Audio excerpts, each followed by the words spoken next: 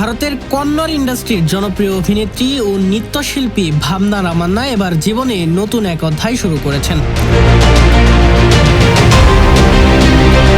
40 বছর বয়সী এখনও অবিবাহিতা এই অভিনেত্রী আইডিএফ পদ্ধতিতে যমজ সন্তানের মা হতে চলেছেন।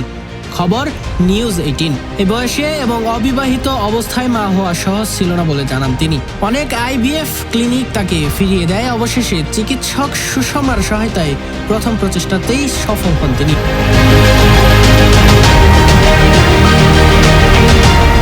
পরিবারের সমর্থনের কথাও জানিয়েছেন ভাবনা। তিনি বলেন, বাবা ভাই বোনেরা ভালোবাসা দিয়ে পাশে থেকেছে, কেউ কেউ প্রশ্ন তুললেও আমি জানতাম আমি প্রস্তুত।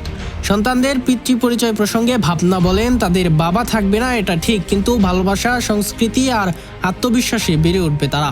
মা হওয়ার এই সিদ্ধান্ত প্রসঙ্গে ভাবনা বলেন, এটা কোনো বিদ্রোহ নয়, বরং নিজের সত্যকে সম্মান করার সিদ্ধান্ত। যদি আমার গল্প একজন নারীকে অনুপ্রাণিত করে, সেটাই যথেষ্ট।